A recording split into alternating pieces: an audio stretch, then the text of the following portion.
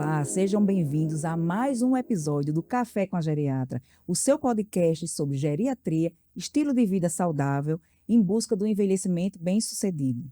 Hoje, aqui comigo, meus amigos queridos cardiologistas, cardio em dose dupla, Michele e Nelson Madeira. Olá, Ângela. Muito obrigado pelo convite. É uma satisfação enorme poder bater um papo com você de uma maneira bastante informal e espero que nesses próximos minutos a gente possa bater um papo de assuntos muito relevantes, de uma maneira leve, simples e que a gente possa agregar aos nossos amigos e pacientes informações interessantes e relevantes para o envelhecimento saudável e a nossa parte cardiovascular. Olá, Ângela, obrigada pelo convite. Estamos muito felizes em poder estar aqui hoje e conversar com você a respeito desses assuntos que é nosso dia a dia, né? É saúde. Vamos lá. Então, vamos dar seguimento à nossa entrevista, que a gente tem muito conteúdo bacana para conversar hoje. Quais são os principais fatores de risco cardiovasculares que afetam diretamente o envelhecimento saudável? Esses fatores de risco que afetam o nosso envelhecimento e estão relacionados às principais doenças cardiovasculares, o infarto e o AVC, o conhecido derrame, são muito estudados e muito bem conhecidos, né? Então, entre eles, a gente pode citar a hipertensão, o colesterol alto, a diabetes e também as alterações de comportamento, como uma baixa quantidade de atividade física por semana, o tabagismo e a obesidade. Exatamente. E a gente sabe que eu acrescentaria aí, na geriatria, eu acho que vocês trabalham muito isso também, a saúde mental, né? E hoje em dia diversos estudos já estão mostrando que as pessoas que cuidam do seu sono e também da sua saúde mental também têm muitos benefícios adiante. Então, a gente sabe que cuidando desses fatores de risco tradicionais, cardiovasculares, que todos nós conhecemos, a gente vai conseguir uma longevidade mais saudável, um envelhecimento mais saudável, com mais autonomia. Então, a gente tem que, a nossa luta diária é sempre cuidar de cada um desses fatores de risco para que evitemos o risco do infarto, principalmente do infarto e do AVC no futuro. É verdade. E pensando assim, como é que a saúde cardiovascular, nós cuidando de nossa saúde cardiovascular, como é que a gente influencia a qualidade de vida, pensando já a partir dos 60 anos? Ângela, o Brasil envelheceu. Envelheceu numa velocidade espantosa, digamos assim, né? Então, a gente sabe que o último censo demográfico de 2023, nós temos no Brasil mais de 22 milhões de idosos, o que perfaz aí um percentual de aproximadamente 11% de idosos. Para a gente ter uma ideia, e as pessoas não ter uma ideia, a cada uma criança de 0 a 14 anos, nós temos 55 idosos no Brasil.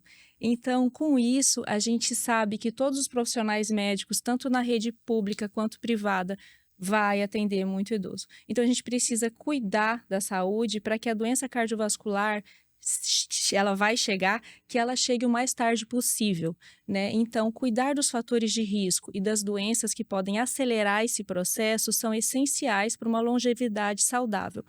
Por exemplo, você sabe que uma pessoa de 65 anos que infartou não vai ter a mesma qualidade de vida de uma pessoa de 65 anos que nunca teve nenhum evento isquêmico. Ele começa a ter limitações, ele tem falta de ar, ele não consegue fazer uma atividade física, ele ele é indisposto, né? Ele não tem aquela produtividade que ele teria, ele não tem vontade de ter um lazer diferente, de praticar um esporte. Então, a nossa tarefa é fazer com que a doença seja arrastada para uma idade mais tarde possível e que quando a pessoa venha realmente sentir isso, que ela esteja realmente numa idade mais avançada e não cedo, porque hoje 65, 70 anos a gente vê muita gente ativa. Então, parafraseando o nosso professor de cardiologia, Dr. Cezimar, que eu já vi ele falando isso em vários congressos e eu nunca tinha pensado isso, mas é verdade. Se você não morrer de nenhuma outra causa, vai ser de doença cardiovascular. Então, que seja o mais tarde possível. E se a gente parar para pensar que é a primeira causa de morte e pensar que a doença cardiovascular está diretamente ligada não só ao infarto, ao AVC, mas inclusive é fator de risco para as demências, que as pessoas acham que doença de Alzheimer é só genética. Ninguém para pensar nos fatores de risco. Então, a gente, continuando, quais seriam assim os sinais e sintomas de problemas cardiovasculares que os idosos deveriam ficar mais atentos? Eu acho que, assim, só acrescentando nesse cuidado da saúde cardiovascular no idoso, como o Michele falou, uma pessoa que tem um infarto, ela vai cansar mais, ela vai ter menos disposição. Uma pessoa com diabetes mal controlado, ela vai ter um problema renal e vai ter uma vasculopatia, ela vai ter um pé diabético e não vai conseguir caminhar direito, vai ter uma claudicação, vai ter dor para caminhar. Então, é perfeito o que a Michele falou. Então, a gente tem que jogar o mais para frente possível. E eu acrescentaria, e que essa doença cardiovascular venha da maneira mais branda possível. Então, que não seja um grande infarto que vá causar uma grande insuficiência cardíaca, que o paciente vai ter uma falta de ar, uma indisposição para caminhar 10 metros. Se a gente conseguir atrasar e abrandar, vamos dizer assim, essa doença aterosclerótica, que o paciente tenha uma doença isquêmica mais leve, vamos dizer assim, e que o tratamento seja mais tranquilo e que dê menos sequela no miocárdio e que o AVC não dê tanta sequela para atrapalhar essa maior mortalidade do paciente. Continuando e pegando o gancho da pergunta que você fez, quais são esses sinais e sintomas que a gente deve se preocupar? No paciente idoso, a gente sabe que em algumas situações o paciente idoso tem o quadro sintomático um pouco insidioso, um pouco arrastado, então é atípico, né? Então é uma população que a gente sempre tem que ter um cuidado especial. E também, pegando o gancho do que Michele falou, na cardiologia é impossível não atendermos muitos idosos. A gente atende no nosso consultório, grande parte dos nossos pacientes são idosos. Então, a gente trabalha muito junto com vocês e a gente tem que estar atento a isso. Então, a gente tem que estar atento a pacientes com dispneia, com cansaço, a esforços cada vez menores. O paciente fazia uma caminhada de 15, 20 minutos todo dia e não sentia nada. Nos últimos 3 meses, 10 minutos ele já está mais cansado. Tem que chamar nossa atenção. Uma síncope, um desmaio, uma pré-síncope, vamos dizer assim, uma lipotímia, um quase desmaio, tem que chamar nossa atenção. Dor no peito, obviamente, uma dor no peito que se irradia, uma dor em apeto, uma dor que vai para as costas, a gente tem que chamar nossa atenção, nós temos que ir atrás e estratificar esse paciente. Tontura muito acentuada.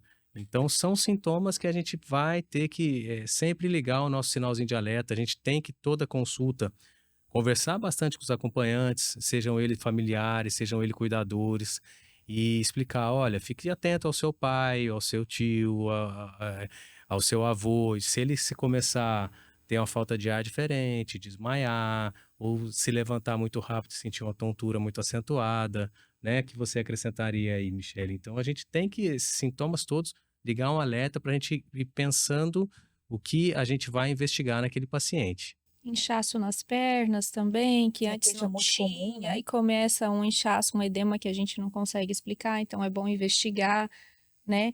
E até assim, às vezes o paciente chega indisposto. Eu sou indisposto. Eu não tenho mais a vontade de sair da cama. Então, entre as outras coisas, né, que a gente precisa investigar também o coração. Aí eu vou puxar o gancho para mim. Um sintoma que é muito comum e às vezes a causa é doença cardiovascular, queda.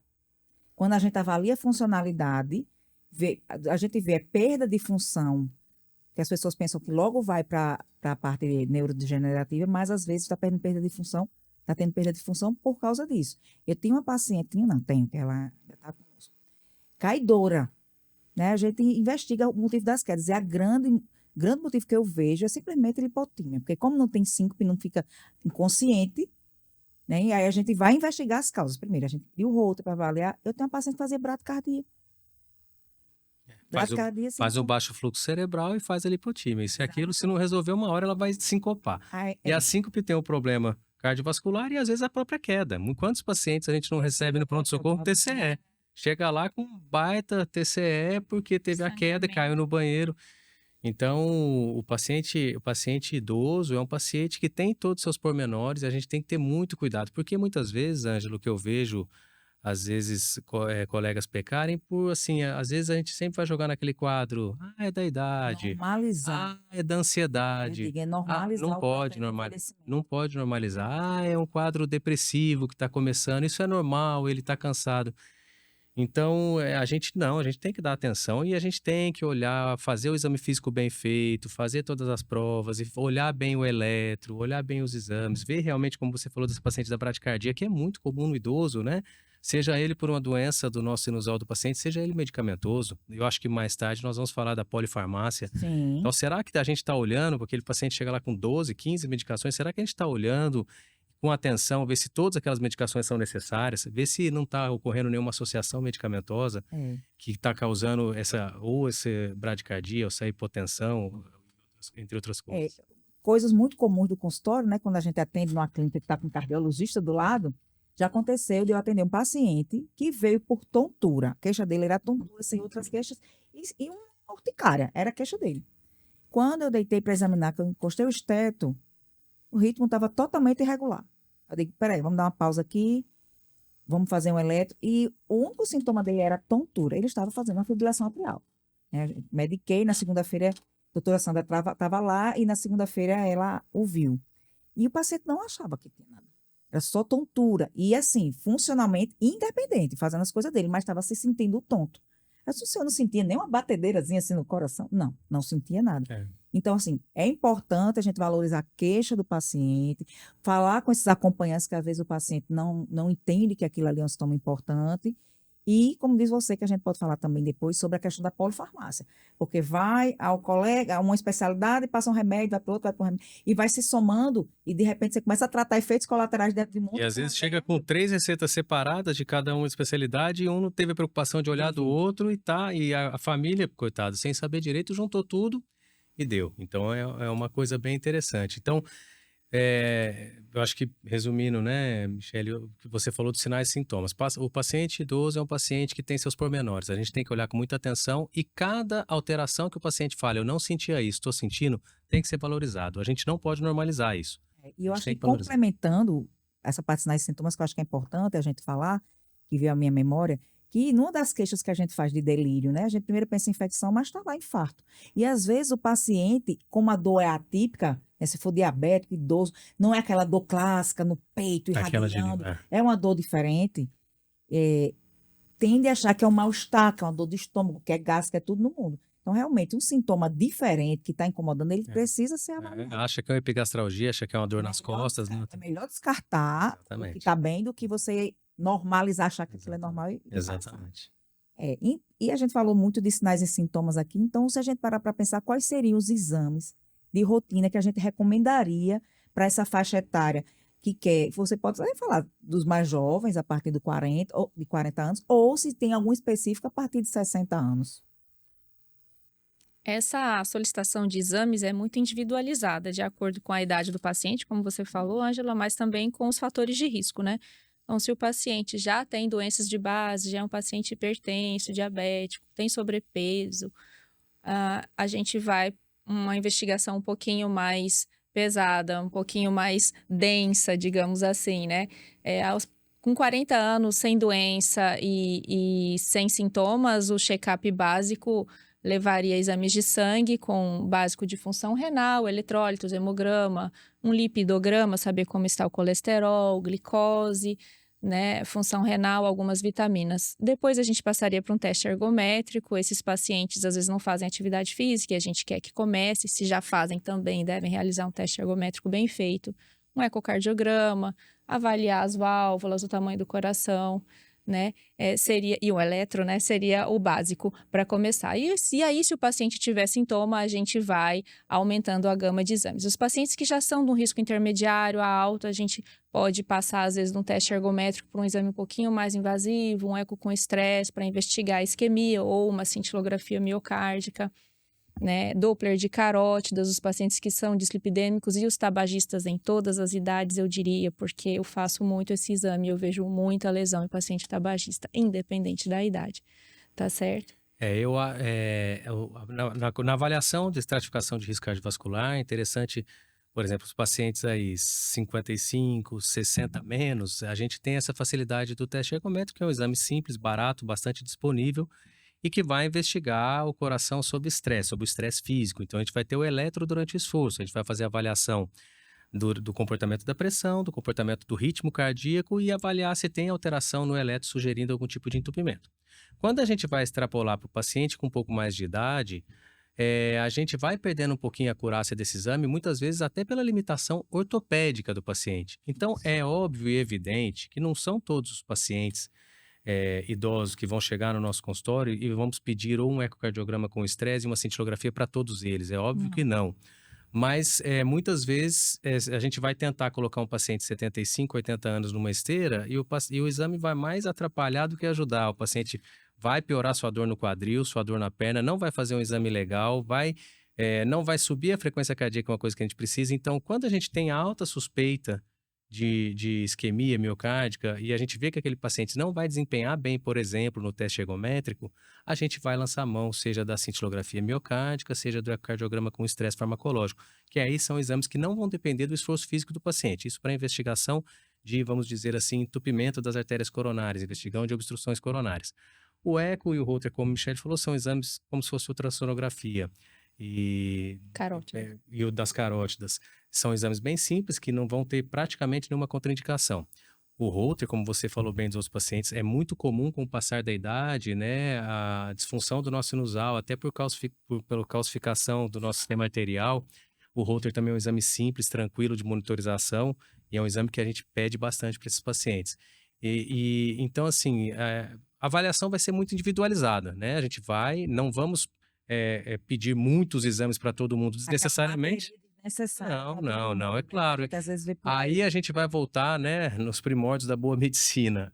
Conversa, um bom exame físico, uma boa ausculta, uma boa história clínica, vamos olhar as medicações, vamos olhar atentamente o eletrocardiograma e aí a gente vai ver cada paciente, olhar os sintomas atípicos que ele tem.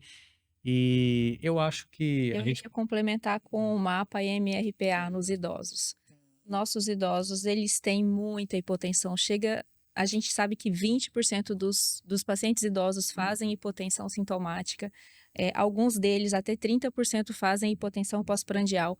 E eles são polimedicados. Então, esses pacientes, a realização do mapa, apesar deles não gostarem, eu sempre enfatizo a importância de se realizar um mapa, porque cada vez mais a gente sabe disso pelos estudos. Os estudos mostram o tanto de benefício que a gente consegue ter, a informação rica que a gente consegue ter do comportamento da pressão arterial do idoso. Inclusive, para até descartar a hipertensão do jaleco branco, é muito Exato, presente é muito no comum. consultório, né?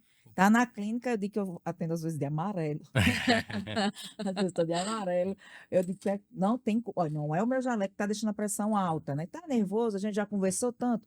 Então, o mapa vem para também descartar isso, né? Porque ele disse que em casa não é, mas vamos ver como é que é. Não, e outro, o paciente às vezes está naquele ritmo da casa dele, tranquilo, quase não sai, e o dia da consulta acaba sendo um estresse para ele. Fica irritado, fica um pouco nervoso, ansioso, e quando chega lá a gente pega um 160 por 90, 160 por 100, e às vezes a gente acaba ajustando a medicação. E aí vem o sintoma de casa, tontura, sonolência, e quando a gente faz ou uma medida residencial da pressão arterial, que é o MRPA que a Michele falou, ou a mapa, a gente vê que muitas vezes em casa ele está fazendo hipotensão. Então essa medicação está sendo desnecessária, ou seja, está sendo até maléfica.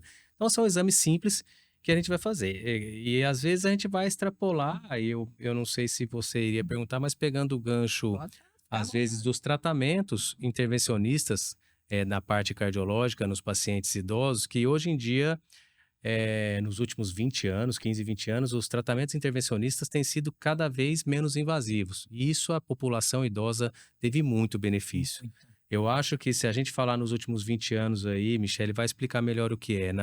No implante transcatéter da válvula aórtica, a gente sabe quantos pacientes acima de 70 anos têm estenose aórtica, que é a obstrução da válvula aórtica, muitas vezes por calcificação. E antigamente, principais, a tríade, né, a tríade maligna da estenose aórtica, que é síncope, dispneia e dor torácica e angina. Então, quantos pacientes ali com 75, 80 anos, que antes o tratamento seria só cirurgia convencional aberta, hoje em dia faz por cateterismo, né, por tratamento percutâneo da válvula aórtica. Lotado, Ângela.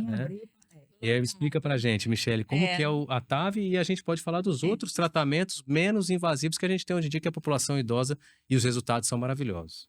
Final de semana eu estava de sobreaviso e em um final de semana, eu fiz 8 pacientes com estenose aórtica que estavam internados para tratamento. Então, assim, eu me assustei com o número. Os pacientes estão envelhecendo.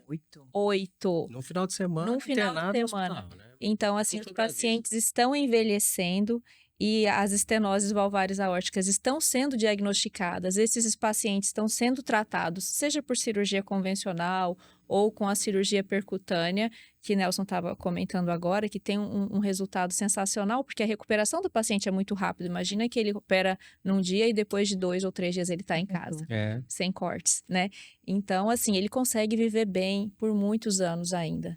Né? E às vezes ele estava limitado, às vezes ele nem sabia que ele estava limitado, mas ele já não fazia suas coisas porque ele sentia cansaço, ou deixava de ir porque estava cansado, e aí faz a cirurgia e volta. Normaliza a É, velhice. exatamente. Ah, não, ele tá com dor no peito e falta de ar por causa da estenose aórtica. Ah, mas nós não vamos operar, né? Já tem 78, 80 anos, vai Não operar. vão rachar o Vamos. peito E dele, aí, né? Como eles espera. dizem. Hoje em dia, a gente faz esse tratamento da TAV, do implante transcatéter da válvula aórtica. O paciente, às vezes, passa 2, 3 dias no hospital, sem cortes, como a Michele falou, por punção.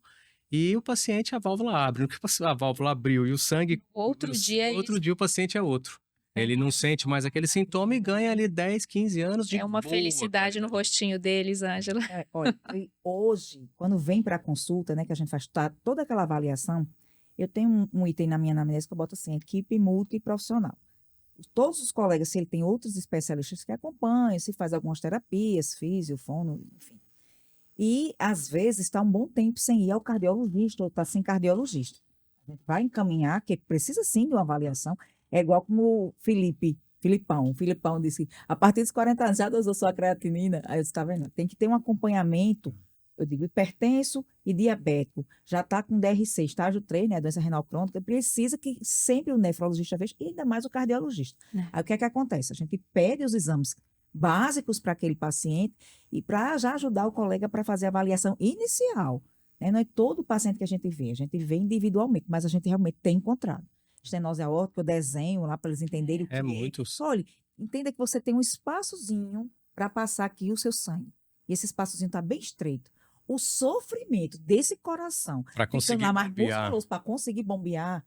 Então, por isso chega pouco sangue no cérebro, você desmaia, o peito dói, né? E por aí vai. E olha só que avanço na medicina, a gente não necessariamente está saindo abrindo o peito de todo mundo, né? Exatamente. Esse é apenas um deles, né? Até as próprias cirurgia cardíaca de revascularização, hoje em dia já tem a técnica minimamente invasiva. Então, assim, as técnicas estão avançando cada vez mais e uma das populações mais beneficiadas, que eu acho muito legal isso, é a população idosa. É muito interessante. Eu sei que você, eu digo você porque foi ele que me indicou o livro, é um entusiasta dos pilares do estilo de vida saudável, né? Que a gente tem que pensar, quanto mais cedo a gente puder se cuidar para ter um envelhecimento bem-sucedido. Nós estamos lendo um livro em comum, você já terminou, ainda estou durante o meu. Então, eu queria que vocês falassem um pouquinho para mim sobre a importância, que eu digo que é uma casadinha. Não existe saúde cardiovascular se não houver também alimentação saudável e atividade física. O que é que vocês poderiam falar? O livro que você citou chama Outlive, né, do Peter Attia, que é um americano que ele foi cirurgião oncológico, né, e depois ele se encantou pela medicina da longevidade bem feita, através de bons hábitos e de uma investigação profunda até da parte genética dos pacientes para, já na meia-idade, pensar na longevidade saudável e tentando prever 15, 20, 25 anos, tanto a doença aterosclerótica como até as neurodegenerativas. Ele tem algumas teorias dele, é um livro muito interessante. Isso eu acho que hoje em dia, graças a Deus, a informação chega cada vez mais fácil para muita gente. E quem sabe aproveitar bem essas informações está se beneficiando demais, né, Ângela? Então, assim, não tem como discutir. E todo mundo já sabe que a pessoa que com 5... Eu falo muito para meus pacientes, olha, às vezes chega um paciente de 38, 40 anos com colesterol alto, que eu já tentei modificação no estilo de vida, através de exercício físico, através de alimentação, ele fez por um período, conseguiu baixar o colesterol, mas ele voltou 80% do ano dele, ele está com hábitos ruins. Então, ele só faz hábitos bons para baixar o exame e chegar no consultório. Enfim, chega naquele ponto que a gente vai precisar da medicação nesse paciente 38, 40, 42 anos, e é difícil convencer esse paciente que ele vai precisar, por exemplo, tomar um remédio para colesterol. Então, o que eu tento fazer esse paciente entender é que eu não estou evitando o infarto ou o AVC, às vezes, no José de 42 anos. Eu estou evitando o infarto ou AVC no José de 55, 60 anos. Então, o que eu tento fazer o paciente entender é que a alimentação adequada, com bons hábitos, né? Eu costumo falar, a Michele costuma falar, a gente tem que orientar os pacientes a descascar mais e desembrulhar menos. É muito simples. Ah, eu não tenho dinheiro para. É muito caro. Não, é fruta, verdura, legume, carne magra, salada, comer nos horários corretos, é a quantidade correta. Então é difícil na primeira semana, no primeiro mês, mas daqui a pouco você vai ver o benefício disso num sono melhor, numa disposição melhor. Consequentemente, vai baixar um pouquinho o peso, vai conseguir fazer mais exercício. A partir daí, vai entrar no automático, eu costumo dizer. Então, eu tento mostrar para eles, voltando ao que eu estava falando, que eu estou evitando o infarto, o AVC do José de 55, 58, 60 anos, que é um jovem hoje em dia. Isso. Hoje em dia, uma pessoa de 60 anos, para mim, um jovem, jovem, Eu jovem. digo que os 60 são os antigos 40. São os antigos 40, sem Né? dúvida Quando nenhuma. entra no consultório e fala assim, é um garoto, É. né? 60 anos. Sem dúvida nenhuma. Então, assim, a gente tem que tentar conversar com jeitinho e explicar a esse paciente. Esse cuidado, seja na hipertensão, seja na dislipidemia, seja na resistência à insulina, no pré-diabetes ou no diabetes, é um cuidado que a gente está tendo 15, 20 anos com o paciente. Então, às vezes a gente vê aí o paciente, como um amigo tal de 55 anos teve um infarto. Nossa, mas era tão jovem? Ele era tão jovem. Mas você sabia que desde os 40, ou seja, 15 anos atrás, ele já tinha diagnosticado a hipertensão e o colesterol alto e não quis tratar? Aí a hipertensão causou hipertrofia ventricular, o coração ficou inchado, como a gente diz, musculoso, nefropatia hipertensiva, o rim já estava sofrendo, já está com a doença renal avançada, consequentemente ele acabou tendo um infarto. Então o problema dele, muitas vezes, né, a gente sabe que existem outras situações, o problema começou lá atrás. Então, hábitos saudáveis, boa alimentação, atividade física é remédio, a gente costuma falar também. É claro que tem os fatores genéticos aí envolvidos também, que às vezes interferem e aceleram o processo da doença aterosclerótica. Mas eu queria acrescentar o que o Nelson está dizendo, é que, na verdade, a gente sabe também que não existe a idade. O benefício acontece em qualquer idade, né? Desde que você comece a mudança no estilo de vida, você vai ter benefício, né? Seja, mas eu já fumo há 80 anos, eu vou parar de fumar agora? Vai, porque já vai fazer diferença para você. De fazer atividade física agora, vou emagrecer, vou aprender, vou fazer musculação com 80 anos, vai fazer musculação com 80 anos. E vai Isso ter benefício. vai ter benefício. Então, assim, não tem idade para começar. É claro que quanto antes, melhor. Mas se quem está assistindo aí ao nosso vídeo hoje e pensar, poxa, eu devia começar. Devia. É. Mas eu não comecei até hoje, mas então marque um dia e vamos começar. Uma pergunta de quando eu comecei esse movimento todo na internet, pergunta que eu sempre fiz foi: o que você quer ser quando envelhecer? Uma das primeiras lives que eu fiz foi Estou envelhecendo e agora? Eu fiz com minha tia, que é psicóloga. Colegas médicos da nossa faixa etária, 40 anos, que assistiram, me ligaram, porque disseram, nunca tinha parado para pensar. Porque, na verdade, todo mundo aqui conhece uma pessoa de 70 anos. Você conhece vários tipos de pessoas com 70 anos, mas a grande maioria, ela já tem uma certa fragilidade. Então, você quer ser assim, ou você quer ser diferente? Eu comparo muito a mãe que vem com um filho, né? Aquele idoso frágil. O que é que você pode fazer hoje para não ser um idoso frágil, para não ter não ter uma doença cardiovascular, para proteger seu coração? Aí você diz assim, mas eu já tenho 80 anos e eu vou começar agora? Eu sempre vou contar lá o exemplo. Eu tenho que saber o nome desse senhor, porque eu esqueço, mas eu sempre conto. Ele, aos 94 anos, eu acho, ele ganhou o primeiro lugar na categoria dele de tênis. Aí você, os caras jogam desde a infância, né? Sempre jogou. Não, ele começou a praticar tênis aos 70 anos, quando ele optou por fazer atividade física. Ele tinha 70. Então, quer dizer, ele chegou aos 94, que você não acredita. E a gente vê vários vídeos na internet, mandam para mim, chega de corredores, de maratonistas, até de Ironman na faixa etária para aquela pessoa. Né? A gente não está dizendo que a pessoa precisa virar um super atleta. Não. Mas se a pessoa fizer o básico, né? Que eu digo, a hashtag, deixe o hábito chegar, né? Fazer o básico. O que é o básico? Movimentar. Por que no passado as pessoas não tinham tanta coisa? Porque no passado as pessoas se movimentavam mais. Tá lá, nas Blue Zones, né? Um dos pilares. Movimente-se, né? Nem está escrito atividade física. Movimente-se. As pessoas caminhavam mais, as pessoas usavam mais escada, né? Usavam menos. E hoje, não. A gente senta, tem um controle remoto na mão. E a gente pede no celular, a comida chega na sua porta em 20 minutos. Exatamente. Então, esse exemplo que você falou é maravilhoso, porque um pequeno mantra que eu uso muitas vezes com o paciente é nunca é tarde para começar. Nunca é tarde. Eu tenho 65 anos, agora eu vou começar a fazer uma dieta, ou eu vou parar de fumar, ou eu vou começar a fazer atividade física? Sim.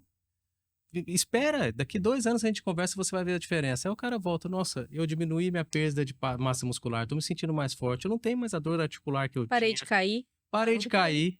Então, nunca é tarde para começar. Eu acho que a gente pode até citar o maravilhoso Abílio Diniz que a gente acabou de perder. Aquela frase dele que ele falava, que é maravilhosa, é envelhecer é inevitável.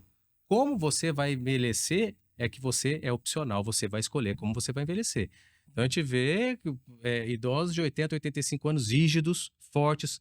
A gente fala, vocês falam muito que a panturrilha do idoso é o coração do idoso. Exato. É quem evita que ele caia, é quem ele faz ele levantar bem. Então nunca é tarde para começar. Então a gente não pode aceitar essa desculpa de que não, mas agora eu vou parar de fumar depois de 40 anos fumando. Sim, você vai ter benefício. A gente já vê em todos os estudos que tem benefício. Agora eu vou começar a fazer atividade física? Sim, vai ter benefício. Então a gente tem que estimular muito isso. Uma, eu digo, uma fase do envelhecimento das mulheres que a gente acaba passando, né? Porque, como eu estou dizendo, só não morre, só não envelhece quem quer morrer jovem, né? Cedo. Então vamos parar para pensar que assim, as mulheres elas passam pelo climatério, né? Entram na menopausa e essas alterações hormonais elas podem influenciar na saúde cardiovascular. Você poderia falar um pouquinho para mim? É. A menopausa, acontece entre os 45 e os 55 anos, é quando a gente tem a falência dos ovários e a mulher para de produzir muitos hormônios, entre eles um hormônio muito importante para a gente, que é o estrogênio. O estrogênio tem um efeito metabólico protetor dos vasos e também vasodilatador, ou seja, ele aumenta o diâmetro do vaso e melhora o fluxo sanguíneo.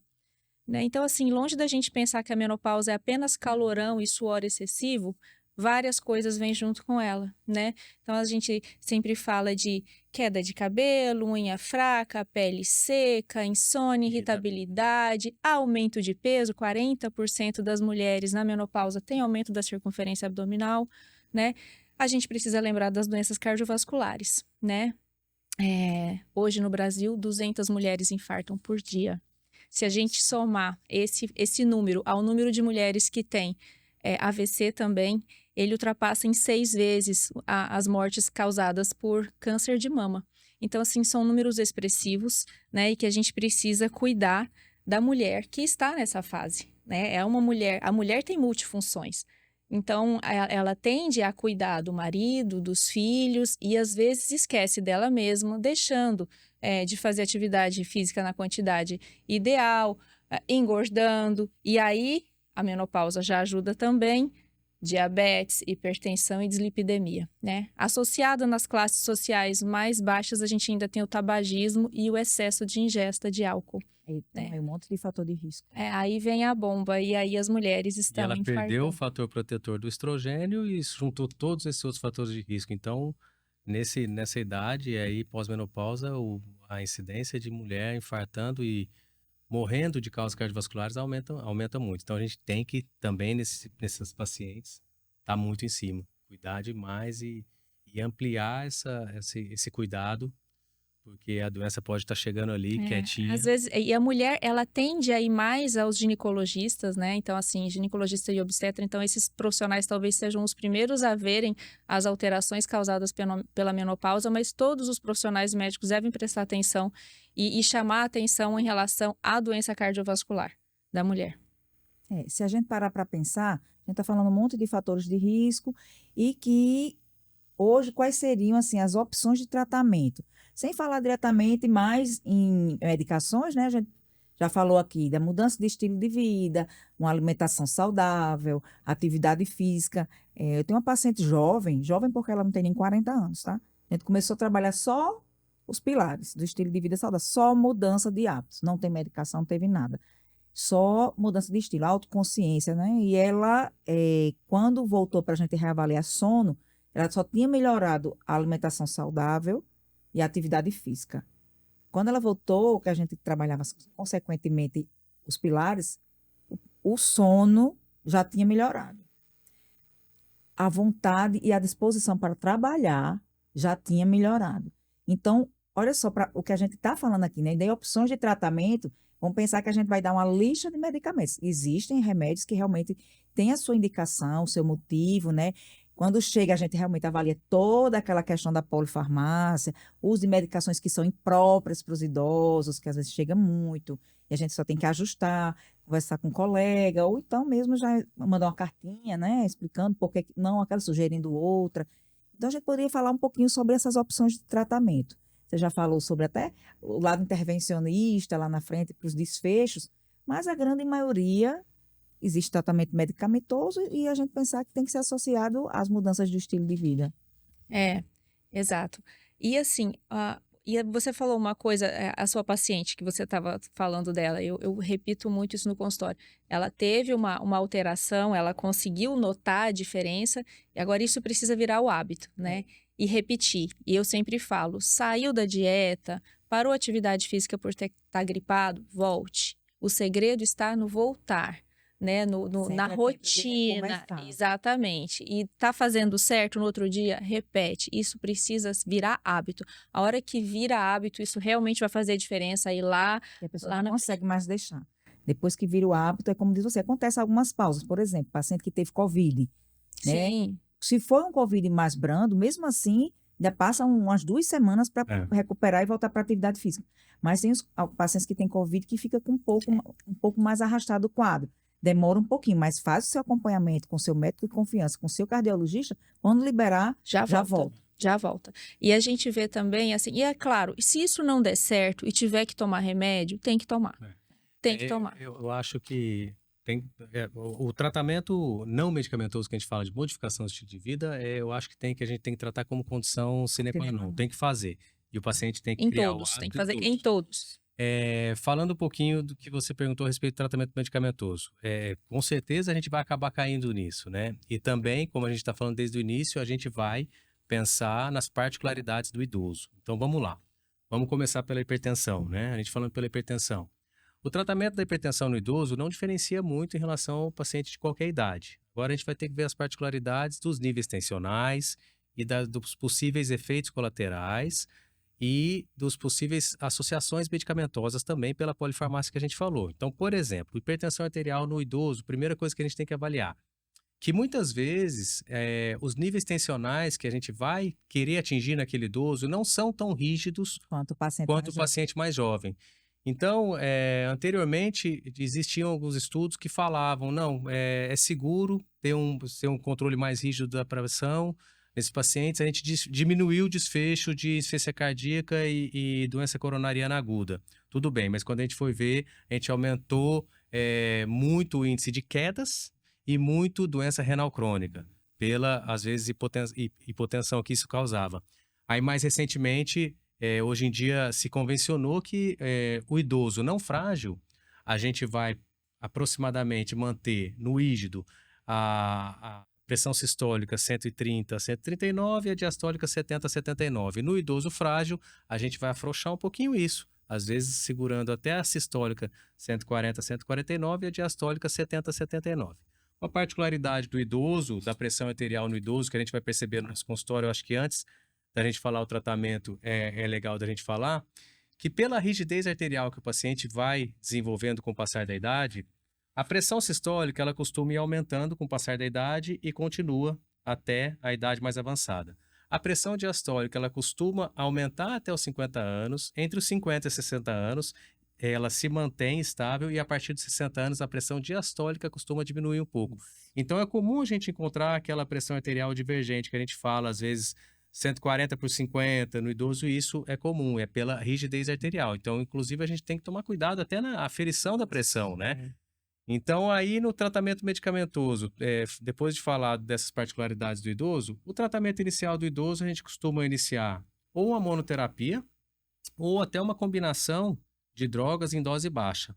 E eu costumo dizer, e as diretrizes dizem isso, a gente tem que esperar pelo menos 2 semanas para fazer um novo ajuste. A gente tem que ter cautela para tomar cuidado principalmente com a hipotensão no paciente, que vai causar muitas vezes queda, sonolência, o paciente vai ficar A torporoso. gente prefere começar uma dosezinha mais baixa, mas que às vezes o paciente não chegue meta que a gente gostaria, mas que ele não passe mal por hipotensão. E aí o paciente fica ansioso. Nessas 2 semanas ali, eles ficam ansiosos, por quê? Porque tem muita oscilação.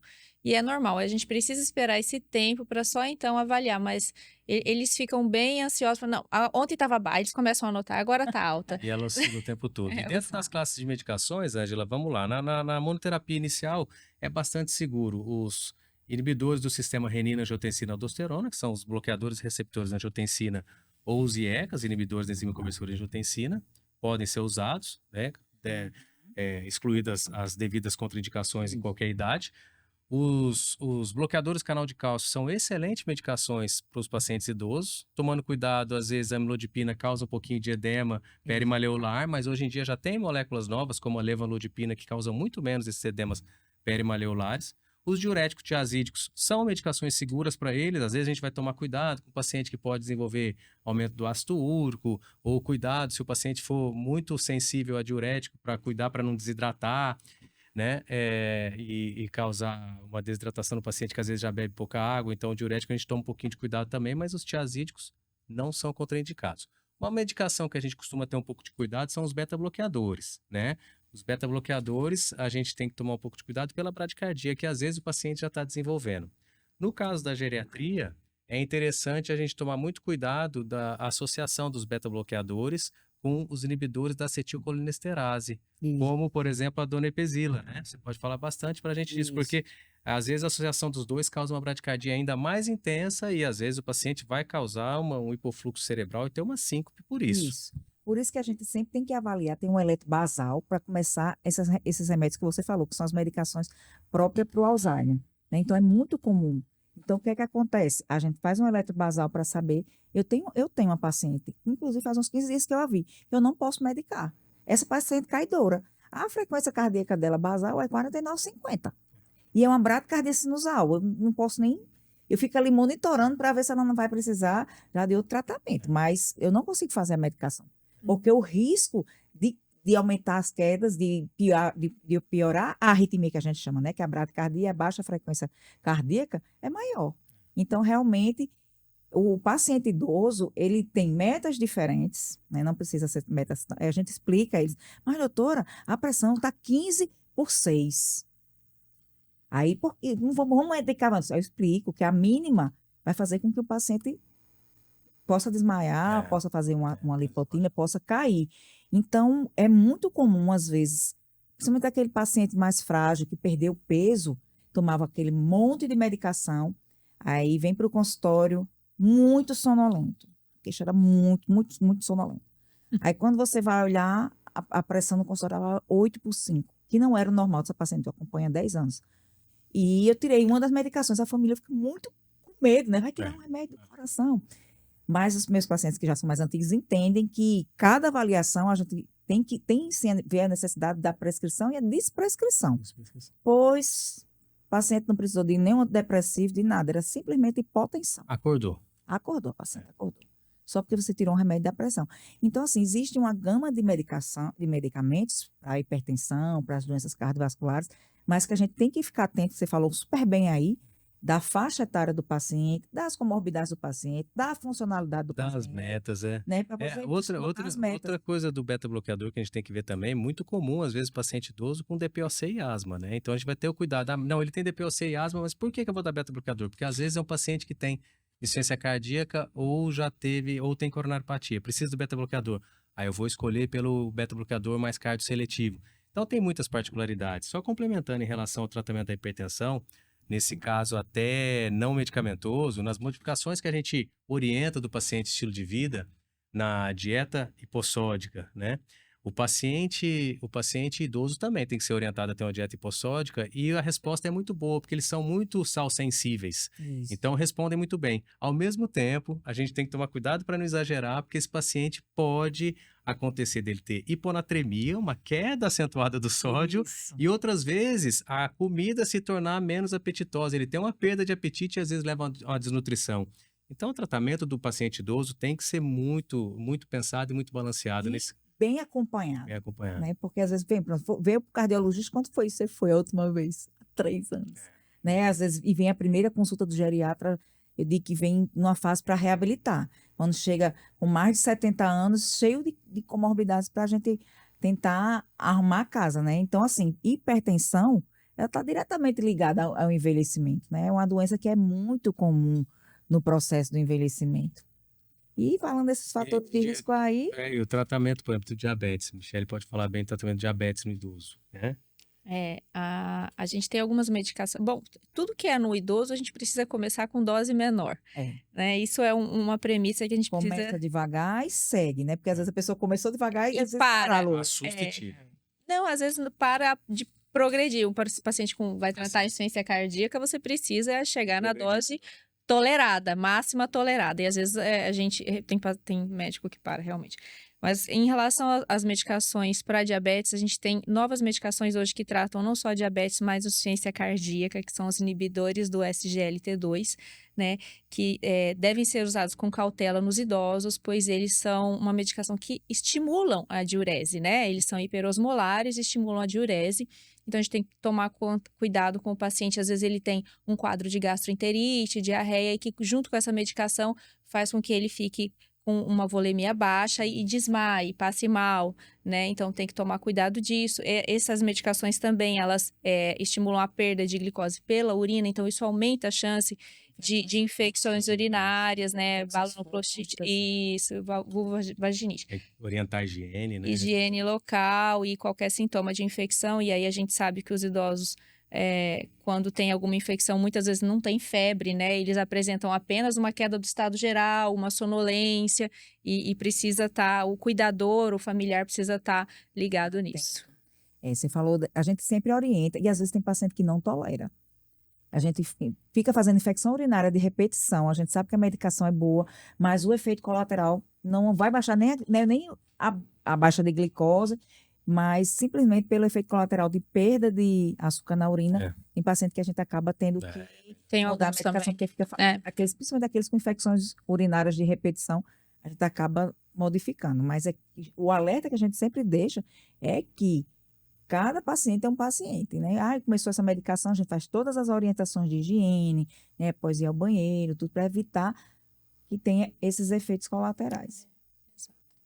É verdade.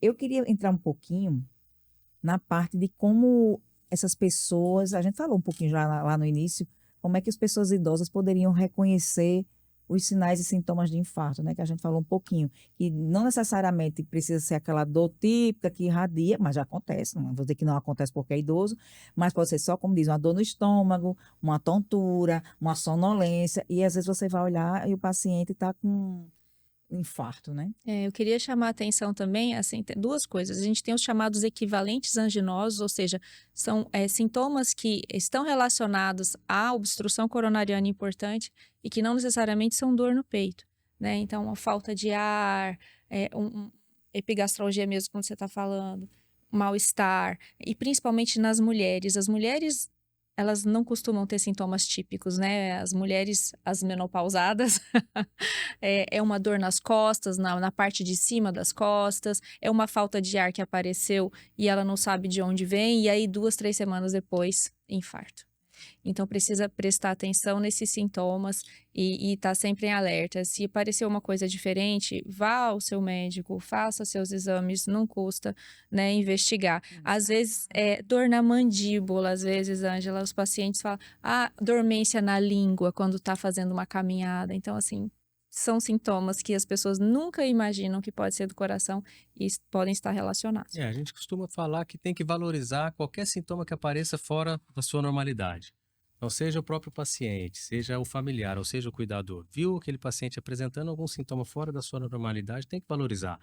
E aí você pesa, o paciente já tem fatores de risco cardiovasculares, ou já foi submetido a uma angioplastia, ou já fez um cateterismo, ou ainda não fez, mas tem esse fator de risco, que apresentou um sintoma desse que a Michele falou, que os pacientes diabéticos, idosos e mulheres são pacientes que sempre, muitas vezes, têm os sintomas anginosos diferentes. Então, como a Michele falou, uma dor nas costas, uma dor no ombro, uma dor na boca do estômago, uma falta de ar inexplicada, tem que ser valorizada. Então, se tiver bem, tranquilo, vá ao seu cardiologista, caso contrário, vá a uma urgência, não custa nada ir lá, fazer um eletro, passar em consulta, Isso, dosar uma um marcador enzima. de necrose miocárdica e descartar, porque são pacientes que têm geralmente esses eventos de forma diferente. E É, as mulheres, às vezes, também ficam dias sentindo alguma coisa até procurar ajuda, porque é aquele, acham né, que é ansiedade, ansiedade, pitizenta, não tá indo atrás, tem que ir. a gente podia falar um pouquinho justamente sobre o que é a diferença da prevenção primária para a secundária, porque às vezes o paciente chega, né, com a total de medicações e está lá um AS. Aí, doutor, por que você toma esse AS? Não, porque foi o cardiologista que passou. Então, a prevenção primária, para as pessoas entenderem, é aquela prevenção que a gente faz para que o primeiro evento não aconteça. E a prevenção secundária é aquela que a gente já faz depois que o evento aconteceu. Por quê? Porque é diferente. Porque, por exemplo, prevenção primária, a partir de uma certa idade, a gente acaba não fazendo mais. Mas aquele paciente que infartou, ele vai tomar aquela medicação como prevenção secundária Pro resto o da resto vida. da vida. Então, a gente podia falar um pouquinho sobre isso, que eles perguntam muito, os pacientes, se eu devo continuar a tomar o meu AS, né, que é uma das medicações que a gente pode usar. É, e isso realmente é uma dúvida frequente no consultório. E os pacientes acham que vão tomar a medicação por um período e que depois vão passar, né?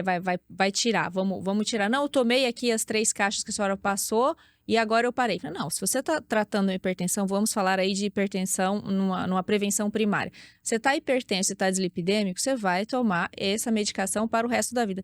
Não, mas eu tomei as 3 caixas. Vai tomar para o resto da vida, né? E na secundária, a mesma coisa. A diferença é que, às vezes, na prevenção secundária, a gente tem mais medicação, né?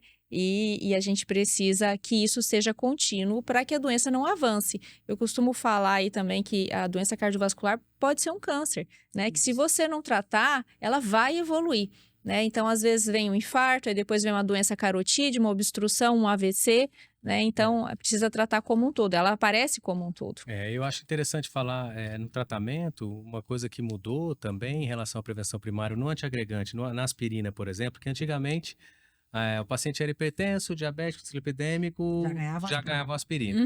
Nunca teve nenhum evento, ganhava uma aspirina, tinha uma pequena plaquinha na carótida, já ganhava uma aspirina pro resto da vida. Hoje em dia, os estudos mostraram que não é mais assim. No caso do antiagregante plaquetário, da aspirina, geralmente é uma medicação que vai entrar de forma definitiva na prevenção secundária. No caso da ateromatose carotídea, hoje em dia estão reestudando que, às vezes, dependendo do grau de obstrução das placas, da localização, da característica da capa da placa, às vezes entra com antiagregante também. Mas muitas vezes placas menores, mais inocentes, nem às vezes não entra com antiagregante. A estatina, sim. A estatina é uma medicação maravilhosa, que tem seu grande efeito tanto na prevenção primária como na secundária. Então, é basicamente isso. E as medicações da hipertensão, como o Michele falou, então é entender isso. A prevenção primária, a gente está prevenindo que esse evento aconteça e muitas das medicações são definitivas. Na secundária, mais ainda, muitas dessas medicações vão ser o resto da vida. Então, se a gente parar para pensar, se a gente for falar sobre as doenças cardiovasculares, a gente faria pelo menos uns 3 episódios aqui Tranquilamente. para falar tranquilamente, porque a gente falou muito em hipertensão e diabetes, que são fatores de risco diretamente ligados às doenças cardiovasculares, seja ela, né, secundárias um infarto, um AVC, ou como diz você, a doença arterial periférica, que vão ser secundárias à aterosclerose. Então, hoje, eu assim, estou muito satisfeita com tudo que a gente conversou e ficou com gostinho de quero mais, de a gente fazer, de repente, uma parte 2, para a gente conscientizar as pessoas que a prevenção das doenças cardiovasculares, primeiro, está em modificar. Primeiro, ter a autoconsciência, que é o que eu falo, e do que você realmente precisa, porque não adianta você impor se o paciente não está com aquela consciência que ele vai mudar. Então, aqui nessas considerações finais, eu queria já agradecer a vocês pelo convite prontamente aceito, na segunda-feira aqui à noite, o dia que vocês estiverem assistindo, mas a gente gravou na segunda-feira aqui à noite, depois de um dia de consultório, com criança em casa. Eu agradeço a você, Michele, e a você, Nelson, por prontamente terem aceitado, e gostaria que vocês fizessem as considerações finais e falassem para o público onde as pessoas podem aprender mais sobre cardiologia baseada em evidência científica de forma ética. Ângela, em primeiro lugar, é uma grande honra e com certeza o convite foi prontamente aceito e muito esperado. Você é uma pessoa que a gente admira bastante, tanto a sua prática clínica como a maneira que você se porta nas redes sociais, que é a nossa maneira, né? Então, assim, muito obrigado pelo convite, foi maravilhoso. Como você falou, a gente poderia ficar mais 2 horas falando aqui.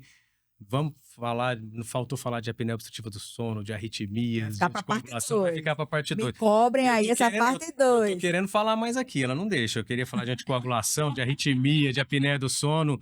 A gente fica até amanhã aqui.